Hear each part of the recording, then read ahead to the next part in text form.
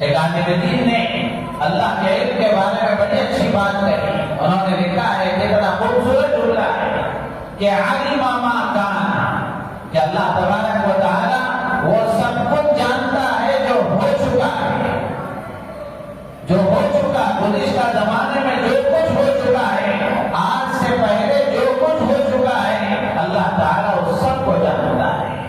علم ما یکون، اور جو کچھ اس وقت ہو رہا ہے اللہ تعالیٰ اس سے بھی خوب واقف ہے، اس کو بھی جانتا ہے. علم ما سیکون، وہ لکھتے ہیں کہ آئندہ جو کچھ ہوگا، قریبی زمانے میں جو کچھ ہوگا، اللہ تبارک و تعالیٰ اس سے بھی واقف ہے. گزشتہ جو ہو چکا اس سے بھی واقف ہے، جو ہو رہا ہے اس کو بھی جانتا ہے، آئندہ جو ہوگا اس کو بھی جانتا ہے.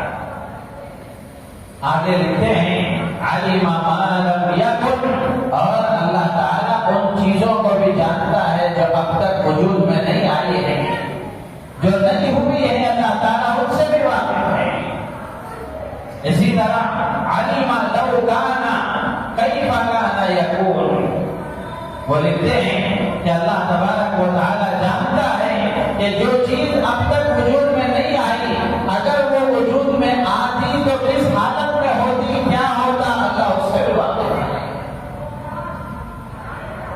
تو میرے عزیز دوستو بزرگوں، آج کرنے کی بات یہ ہے کہ اللہ کی ذات عالی کا استحضار، اللہ کے علم کا استحضار آدمی کے اندر ہو جائے تو پھر اس کی زندگی